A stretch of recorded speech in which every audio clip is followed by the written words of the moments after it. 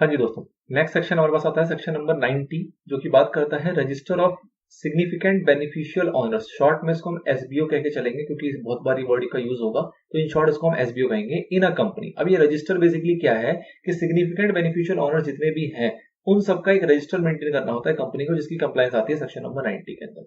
अब ये जो सेक्शन है ये न्यूली इंसर्टेड सेक्शन है जो कि 2019 में आया ही था, तो ऑब्वियसली बात है अपकमिंग जो अटेम्प्ट है उसके लिए बहुत ज्यादा इंपॉर्टेंट बन जाता है अपने आप में सेक्शन, क्योंकि ये बिल्कुल नया ताजा सेक्शन है और इसके अंदर काफी कुछ ऐसा है जो कि इंपॉर्टेंट है, सिग्निफिकेंट है और अपने आप में एक बहुत अच्छा कॉन्सेप्ट देके जाएगा। चलिए अब बात करते हैं सबसे पहले कि एसबीओ क्या होता है। तो एसबीओ का मतलब क्या है कि कोई भी इंडिविजुअल अकेले चाहे मिलके चाहे कैसा भी ग्रुप बना के अगर किसी कंपनी के 25% या उससे ज्यादा शेयर्स होल्ड करता है तो वो कहलाता है हमारा सिग्निफिकेंट बेनिफिशियल ऑनर। अब साथ में अगर किसी का इन्फ्लुएंस है या फिर कह लो कंट्रोल है जिसको डिफाइन किया जाता है सेक्शन 2 के क्लॉज 27 के अंदर, उस अकॉर्डिंग अगर किसी का भी सिग्निफिकेंट इन्फ्लुएंस है कंपनी के अंदर या कंट्रोल है तो उसको भी हम कहते हैं सिग्निफिकेंट बेनिफिशियल ऑनर। अब इसको अच्छे समझने के लिए ना इस पूरे एक जो सबसेक्शन 1 के अंदर इसकी डेफिनेशन दी गई है उसको पढ़ना जरूरी है। इन शॉर्ट मैंने क्या बताया आपको कि कोई भी इंडिविजुअल कोई भी पर्सन चाहे अकेले या फिर ग्रुप बना के किसी भी तरीके से मिलते जुलते डायरेक्टली इनडायरेक्टली किसी भी फॉर्म में किसी ट्रस्ट के थ्रू अगर उसके पास बेनिफिशियल इंटरेस्ट आता है। बेनिफिशियल इंटरेस्ट आपने पिछले बार में देखा था कि बेनिफिशियल इंटरेस्ट का मतलब क्या है कि वो वोटिंग राइट को अफेक्ट कर सकता है या फिर डिविडेंड उसके पास ही मिल रहा है। ठीक है, तो ऐसी सिचुएशन के अंदर कितना 25% या उससे ज्यादा, मतलब नॉट लेस देन 25% अगर किसी के पास ऑनरशिप है, नंबर 1, या नंबर 2 उसका सिग्निफिकेंट इन्फ्लुएंस या कंट्रोल है एज पर सेक्शन 2 क्लॉज 27। अब ये किसकी बात करता है? ये बात करता है बेसिकली कंट्रोल का। बेसिकली यहाँ पे मतलब क्या है, जब आप इस सेक्शन में जाओगे तो वो कंट्रोल जिसमें हम कह सकते हैं कि हम डायरेक्टर की अपॉइंटमेंट या रिमूवल के डिसीजन ले सकते हैं कि किस डायरेक्टर को अपॉइंट करना है, किसको रिमूव करना है। अगर इसका डिसीजन लेने की पावर किसी के पास है तो उसको हम कहते हैं कंट्रोल। अब किसके पास होती है? तो ये जो रिमूवल या अपॉइंटमेंट होता है ये हो सकता है एज पर ऑर्डिनरी रेजोल्यूशन। अब ऑर्डिनरी रेजोल्यूशन का मतलब क्या हुआ कि 50% या उससे ज्यादा। तो 50% या उससे ज्यादा अगर किसी के पास शेयर्स होंगे तो कह सकते हैं कि उसके पास कंट्रोल है। तो पहले कह रहा है 25%, फिर उसने जो रेफरेंस दिया सेक्शन 2 क्लॉज 27 का वहां से निकल के आता है 50%। तो कहीं ना कहीं कह सकते हैं कि 25% ही आपका एक कोर फैक्टर रह गया कि 25% या उससे ज्यादा अगर किसी के पास ओनरशिप है तो उसका एक सेपरेट रजिस्टर बनाना पड़ेगा सेक्शन 90 के हिसाब से, और उन सभी व्यक्तियों को इसकी डिक्लेरेशन देनी पड़ेगी, किसको? कंपनी को।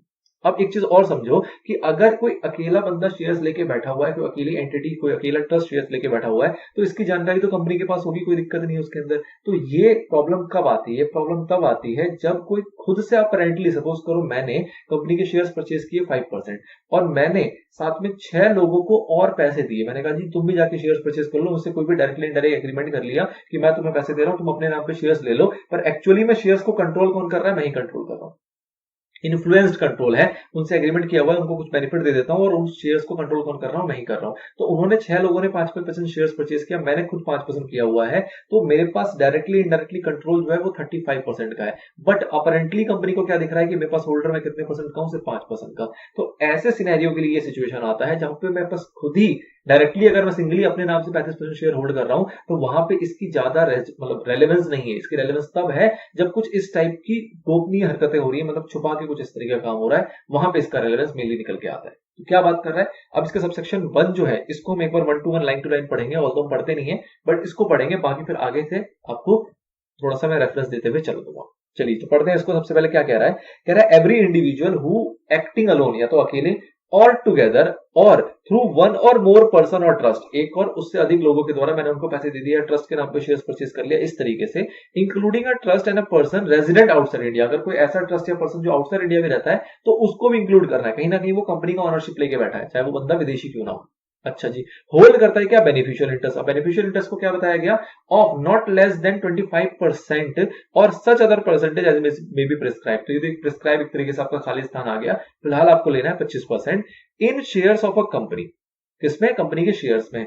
और the right to exercise or actual exercising of significant influence or control as defined in clause 27 of section 2। तो इसके अंदर क्या डिफाइन किया गया है? ऑर्डिनरी रेजोल्यूशन की बात है जिसके अंदर हम डायरेक्टर को अपॉइंट रिमूव कर सकते हैं। तो बेसिकली आप कह सकते हो कि 50% की यहां पे बात की गई।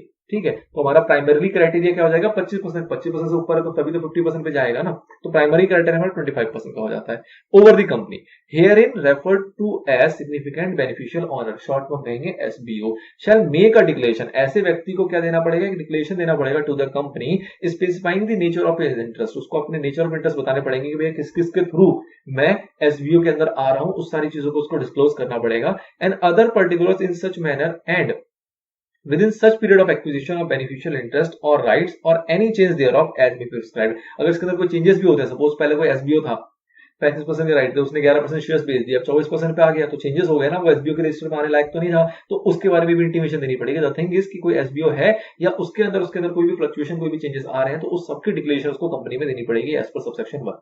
ठीक है, फिर इसके अंदर कहा गया कि भैया सेंट्रल गवर्नमेंट चाहे तो कुछ लोगों को रिलीफ दे सकती है, कुछ पर्सन या कुछ क्लास ऑफ पर्सन को इसके अंदर से रिलैक्सेशन दिया जा सकता है कि उनको डिक्लेरेशन देने की आवश्यकता नहीं है, अगर सेंट्रल गवर्नमेंट चाहे तो प्रिस्क्राइब कर सकते हैं। तो ऑब्वियसली बात है सेंट्रल गवर्नमेंट तो गॉड एक तरीके से कंपनी एक्ट का, वो जो मर्जी कर सकती है। सबसेक्शन 2 में क्या कंप्लायंस आती है कि भैया एक बार डिक्लेरेशन आ गया सबसेक्शन 1 के अंदर कंपनी के पास, तो कंपनी क्या करेगी, उनका एक रजिस्टर बनाएगी इंटरेस्ट का, उनका एक सेपरेट रजिस्टर मेंटेन करेगी एज पर सेक्शन नंबर 90, जो कि मेन रिक्वायरमेंट है रजिस्टर मेंटेन करने का, और उसके अंदर पर्टिकुलर्स लिखे जाएंगे, जिसके अंदर बेसिकली क्या होगा, नेम ऑफ इंडिविजुअल होगा, उसका डेट ऑफ बर्थ होगा, उसका एड्रेस होगा, उसकी ऑनरशिप की डिटेल्स होगी, या फिर और अदर प्रिस्क्राइब्ड डिटेल्स भी उसके अंदर मेंशन की जा सकती है। अब सबसेक्शन 2 के अंदर जो रजिस्टर बनाया गया ये ओपन टू इंस्पेक्शन होगा, मतलब क्या हुआ कि भैया कोई भी मेंबर आए तो इंस्पेक्ट कर सकता है, चेक कर सकता है कि भैया कौन कौन एसबीओ के अंदर है, क्या सारी बातें हैं, वो सारी चीजें इंस्पेक्शन के लिए अवेलेबल होंगी। लेकिन ऑब्वियसली बात है कि इंस्पेक्शन के लिए उसको एप्लीकेशन देना पड़ेगा, जो भी डिसाइडेड फीस होगी वो पे करनी पड़ेगी, जो भी प्रिस्क्राइब किया गया होगा, और तब जाकर वो इंस्पेक्शन कर सकता है, उसको आप छुपा नहीं सकते, कहने का मतलब ये हुआ ना। अब आपके एसबीओ के अंदर जो भी चेंजेस आते हैं, तो ऑब्वियसली बात है डिक्लेरेशन का पॉइंट तो सबसेक्शन 1 के अंदर ही आ गया कि डिक्लेरेशन होगी, मतलब कोई एसबीओ है तो डिक्लेरेशन देगा, कोई चेंजेस होगी तो डिक्लेरेशन वो देगा वो पर्सन। अब कंपनी के पास, कंपनी को पता लगता है कि उसके अंदर कोई भी चेंजेस हो रहे हैं, वो उसके अंदर बढ़ रहा है, घट रहा है, कोई एसबीओ नहीं था अब एसबीओ बन गया, या फिर कोई एसबीओ था वो एसबीओ नहीं रहा, वगैरह वगैरह, जो भी चेंजेस होंगे उन सारी चेंजेस के रिगार्डिंग कंपनी को टाइमली बेसिस पे क्या फाइल करनी है, रिटर्न्स, मतलब कि जो भी उसके अंदर चेंजेस हो रहे हैं उन सबकी दस्तावेज, जो भी प्रिस्क्राइब फॉर्म होगा as per prescribe time, company को किस तक पहुंचाना है, आरओसी तक पहुंचाना है, मतलब उसकी फाइलिंग करनी है आरओसी को। अब एक बात आती है कि सपोज करो इस एसबीओ को ढूंढा कैसे जाए, एक तो हो गया कि डिक्लेरेशन के लिए उसको कह दिया गया कि भैया तुम डिक्लेरेशन दे दो, अब वो इतना शरीफ होता तो वो अलग अलग नाम से शेयर्स परचेज ही नहीं करता, वो तो अपने नाम से कर लेता, या फिर अगर किसी ने ऐसी हरकतें की हुई है और वो डिक्लेरेशन नहीं देना चाहता, ठीक है, तो ऐसे छुपे हुए इंसान को ढूंढना पड़ेगा। ढूंढने की रिस्पॉन्सिबिलिटी किसके ऊपर है, कंपनी के ऊपर रिस्पॉन्सिबिलिटी। कंपनी को कहा गया कि भैया तुम पता लगाओ एसबीओ कौन है, अगर एसबीओ तुम पता नहीं लगा पाए तो वो कॉन्ट्रावेंशन माना जाएगा, तुम्हें ढूंढना है कैसे भी। अब कंपनी क्या कर सकती है, कंपनी नोटिस दे सकती है किसी भी पर्सन को, चाहे वो मेंबर हो चाहे वो मेंबर ना हो, अगर कोई मेंबर नहीं भी है उसको भी नोटिस दिया जा सकता है। क्यों सपोज करो किसी ऐसे व्यक्ति को ढूंढा जा रहा है जिसकी आइडेंटिटी हमें नहीं पता, लेकिन हमें शक है कि कोई ऐसा बंदा है जो उसके बारे में बता सकता है, किसके बारे में, एसबीओ के बारे में, उसके बारे पास कोई जानकारी है वो बता सकता है। किसी भी शक जाएगा कंपनी का तो कंपनी उसको नोटिस दे सकती है। तो नोटिस किस किस को दिया जा सकता है, कोई एसबीओ है तो उसको दिया जा सकता है, किसी के पास नॉलेज है या फिर वो आइडेंटिटी रखता है किसकी एसबीओ की, उसको पहचान सकता है, उसके बारे में कोई भी इंफॉर्मेशन है तो वैसे व्यक्ति को भी दिया जा सकता है। कोई भी ऐसा व्यक्ति जो नोटिस देने से पिछले 3 साल में कभी भी एसबीओ रहा हो और उसने कंपनी को जानकारी ना दी हो, और कंपनी को अब पता लगता है ऐसा कि भैया अभी तो एसबीओ नहीं है लेकिन 3 साल पहले ये एसबीओ हुआ करता था, इसके बारे में कंपनी को आज के टाइम में नॉलेज है, तो वैसे व्यक्ति को भी क्या दिया जा सकता है, नोटिस दिया जा सकता है। इन तीनों व्यक्ति को नोटिस दिया जा सकता है अगर ये रजिस्टर्ड नहीं है एज अ एसबीओ कंपनी के अंदर तो, ठीक है। तो ये नोटिस देने का एक पावर आ गया बेसिकली कंपनी के पास। अब जिन जिन को नोटिस दिया गया है उनके ऊपर क्या लायबिलिटी है कि उनको इसका रिप्लाई करना पड़ेगा 30 दिन के अंदर। जिन जिन के पास नोटिस गया ऊपर वाले सबसेक्शन 5 के अकॉर्डिंग, उन सभी लोगों को 30 दिन के अंदर इंफॉर्मेशन प्रोवाइड करनी पड़ेगी, किसको, कंपनी को। अब इंफॉर्मेशन वो आधी अधूरी दे, पूरी दे, सच बताएं झूठ बताएं, जो भी बताएं, तो थिंग इसकी इंफॉर्मेशन प्रोवाइड करनी पड़ेगी उनको, किसको, कंपनी को।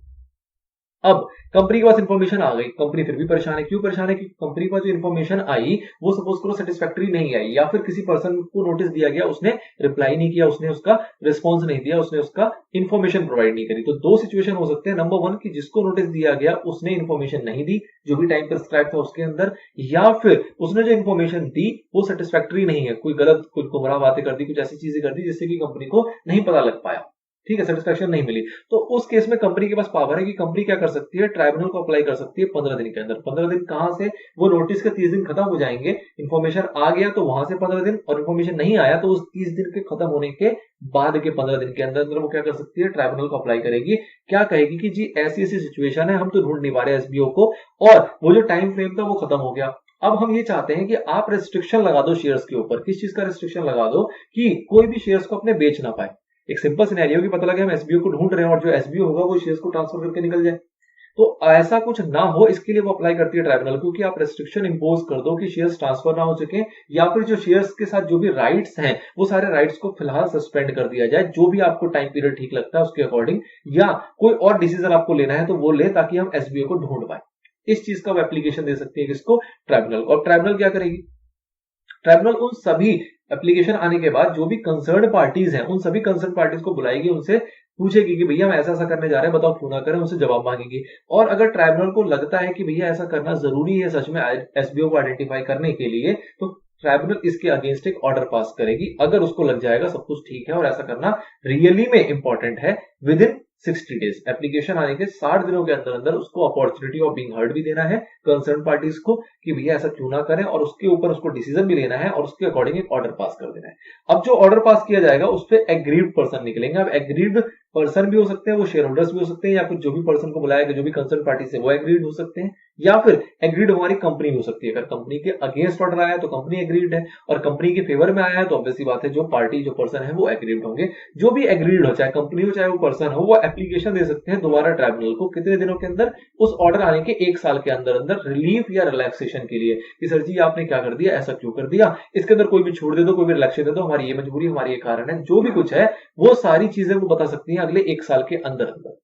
अब अगर कोई एप्लीकेशन नहीं आया 1 साल के अंदर अंदर, सपोज करो ट्राइब्यूनल के पास कोई एप्लीकेशन नहीं आया 1 साल के अंदर अंदर, तो ट्राइब्यूनल क्या करेगा, उन सारे शेयर्स को ट्रांसफर कर सकता है अथॉरिटी के पास। कौन सी अथॉरिटी, जो बनाई जाती है सेक्शन 125 सब सेक्शन 5 के अंदर।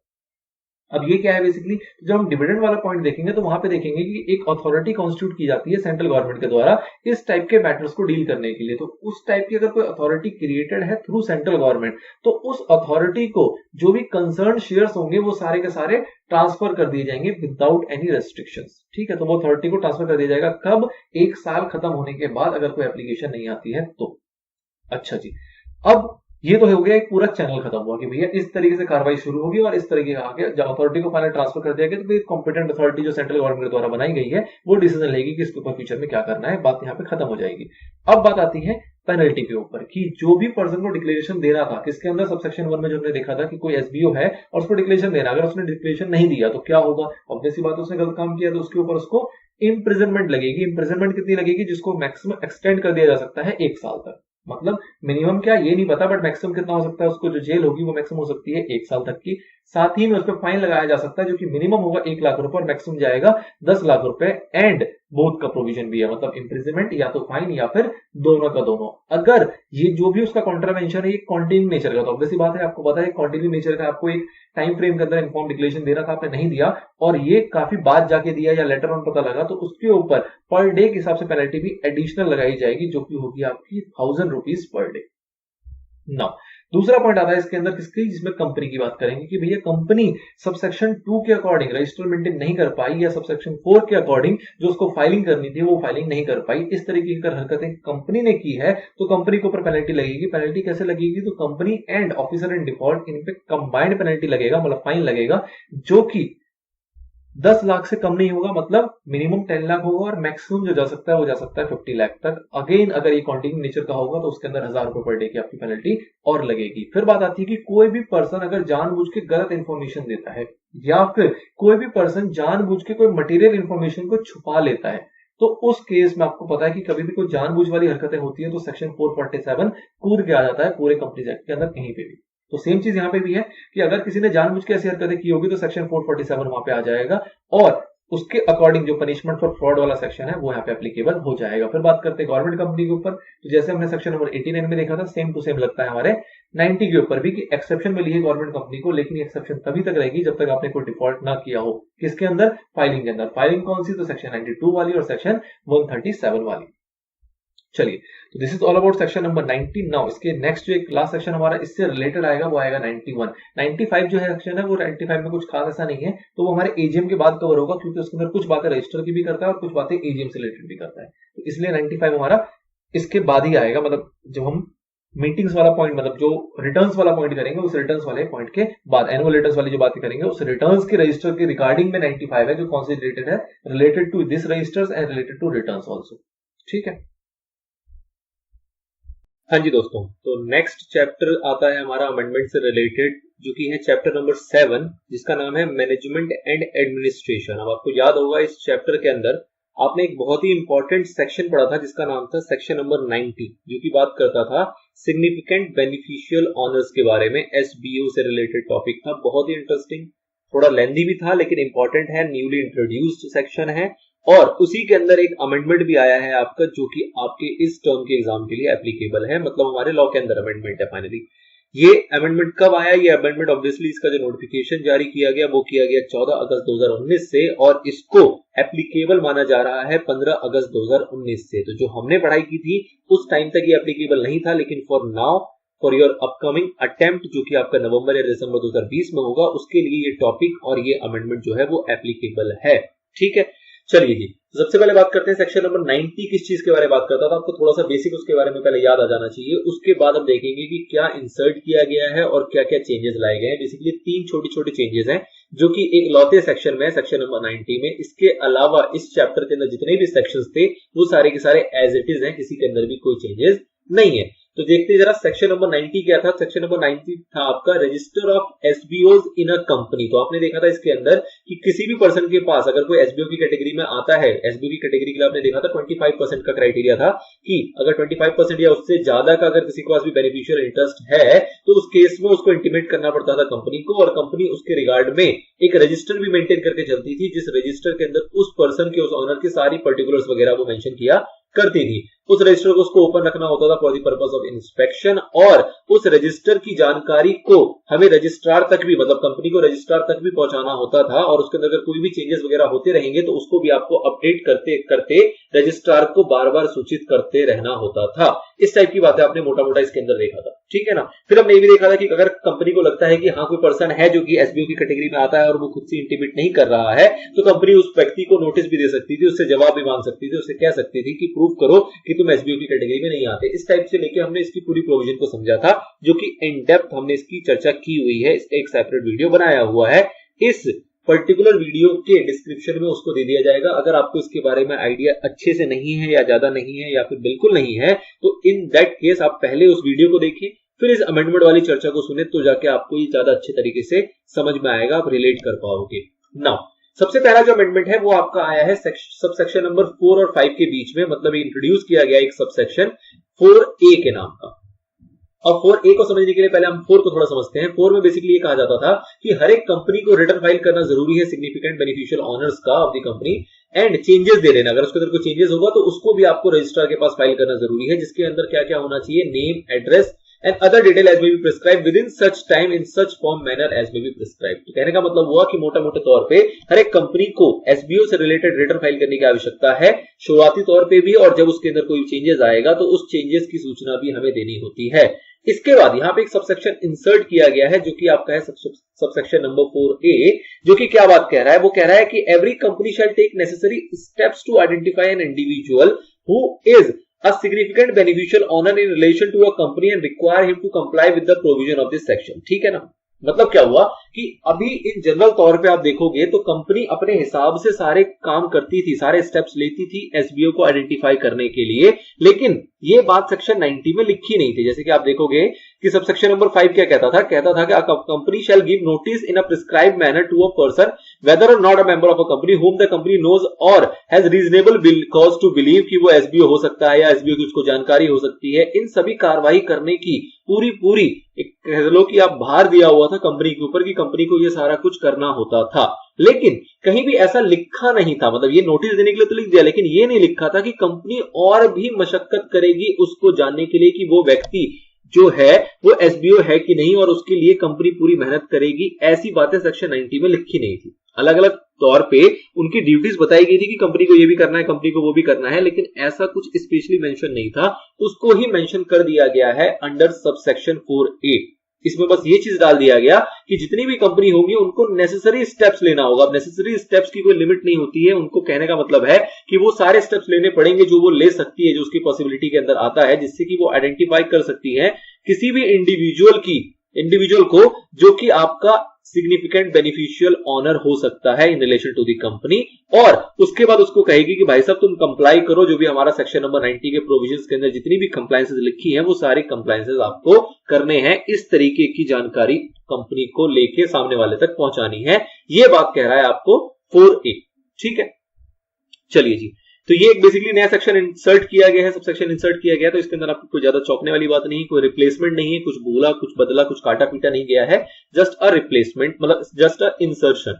नाउ अगला आता है सबसेक्शन नंबर 9। इसी सेक्शन में आप देखते थे एक सबसेक्शन नंबर 9 होता था जहां पे हम कहते थे कि ट्राइब्यूनल तक बात जाती थी, और ट्राइब्यूनल जो है यहाँ पे वो एग्रीव्ड पर्सन का एप्लीकेशन लेने के लिए यहाँ पे राजी रहता था। मतलब कहता था कि कंपनी हो चाहे कोई पर्सन एग्रीव्ड हो, वो ऑर्डर कर सकती है, मतलब ट्राइब्यूनल के ऑर्डर के अगेंस्ट वो एप्लीकेशन फाइल कर सकती है, और जो एप्लीकेशन फाइल किया जाएगा उसके लिए 1 साल की मोहलत दी जाती थी। मतलब कि ये फैसला हो गया एसबीओ से, ट्राइब्यूनल ने एक ऑर्डर पास कर दिया है, और उस ऑर्डर के अगेंस्ट या तो कंपनी या फिर जो भी पर्सन एग्रीव्ड है, अगर वो चाहती है कि एप्लीकेशन फाइल करे, उसकी सुनवाई दोबारा से हो, तो उसके लिए वो एप्लीकेशन दे सकती है, और उसके लिए टाइम पीरियड था 1 साल। मतलब 1 साल के अंदर अंदर, जैसे कि आप देखोगे सबसेक्शन 8 में कहा गया कि ट्राइब्यूनल यहां पे ऑर्डर पास कर सकती है 60 डेज के अंदर अंदर। उसके बाद कहा गया सबसेक्शन नंबर 9 में, जहां पे कि कंपनी या फिर पर्सन के पास एक मौका है, वो एप्लीकेशन फाइल कर सकती है ट्राइब्यूनल को, और कह सकती है कि भाई साहब हमारी सुनवाई करो, आपने जो ऑर्डर पास कर दिया है वो गलत है और हम उसके ऊपर ये बातें कहना चाहते हैं। उसके लिए 1 साल की मोहलत दी गई है। उसके बाद कहा गया कि अगर 1 साल के अंदर कोई भी एप्लीकेशन फाइल नहीं होती है तो उस केस में जो कि शेयर्स होंगे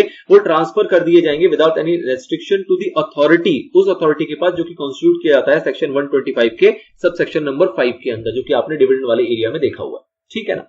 अब मुद्दा ये आया कि यहां पे भी एक नया इंसर्शन किया गया है 9A का। 9A बेसिकली क्या इंसर्ट किया गया है, छोटी सी बात है।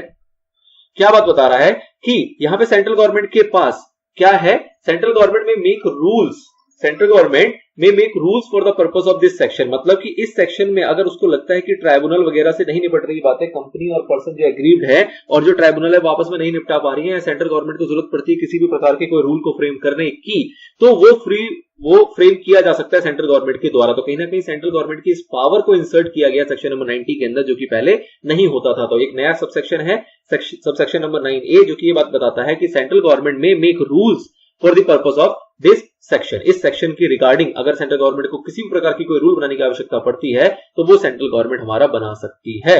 ठीक है। Last but not the least आपका आता है सबसेक्शन नंबर 11। सबसेक्शन नंबर 11 जो है वो बात करता था पेनल्टी के ऊपर। सबसेक्शन नंबर 11 बात करता था कि कंपनी को कई सारी रिस्पांसिबिलिटी दी गई। क्या रिस्पांसिबिलिटी दी गई, कहा गया कि कंपनी को कहा गया है कि भाई साहब रजिस्टर मेंटेन करो सबसेक्शन नंबर 2 के अंदर।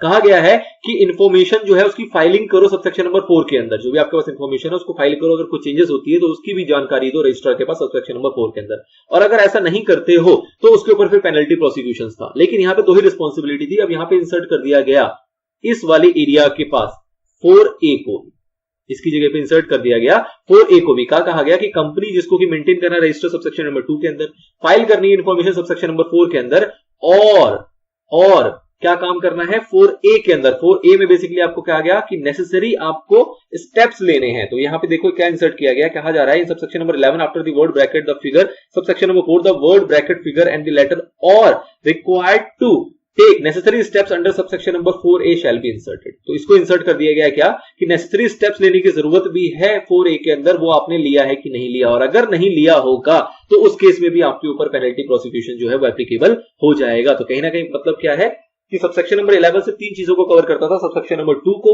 सबसेक्शन नंबर 4 को, 2 में रजिस्टर मेंटेन करना है, 4 में फाइलिंग करनी है, लेकिन 4A के अंदर आपको नेसेसरी स्टेप्स भी लेने हैं आइडेंटिफाई करने के लिए एसबीओ को। अगर आप नहीं करते हो ऐसा तो कंपनी या ऑफिसर जो भी होगा, जो भी इस डिफॉल्ट के अंदर माना जाएगा, उसके ऊपर फाइन लगेगा 10 लाख रुपए तक का, not less than 10 lakh rupees, but उसको एक्सटेंड किया जा सकता है 50 लाख रुपीज तक का। ठीक है। अगर बात करते हैं फेलियर कॉन्टिन्यूइंग नेचर का है तो उस केस में आपको प्रतिदिन 1000 रुपए की पेनल्टी भी यहां पे इंपोज की जाएगी। तो इस टाइप की जो प्रोविजन था इस 11 को भी मर्ज कर दिया गया है 4A के साथ, जिसके अंदर सिर्फ और सिर्फ सबसेक्शन नंबर 2 और सबसेक्शन नंबर 4 हुआ करते थे अर्लियर। ठीक है, तो ये बेसिकली 3 छोटे छोटे एरियाज हैं जिसको अमेंड किया गया है सेक्शन नंबर 90 के अंदर। तो आई होप सेक्शन नंबर 90 आपको पहले से क्लियर होगा, नहीं क्लियर है तो उस वीडियो को जरूर देखें, तभी जाके आपको पूरा फ्रेमवर्क जो होगा वो माइंड में अच्छे से बैठ पाएगा। पूरे को रिपीट करना यहाँ पे पॉसिबल नहीं है। चलिए जी, बात करेंगे लास्ट अमेंडमेंट जो कि चैप्टर नंबर 9 में होगी अपने नेक्स्ट पार्ट के अंदर। तब तक के लिए गुड लक, गुड बाय।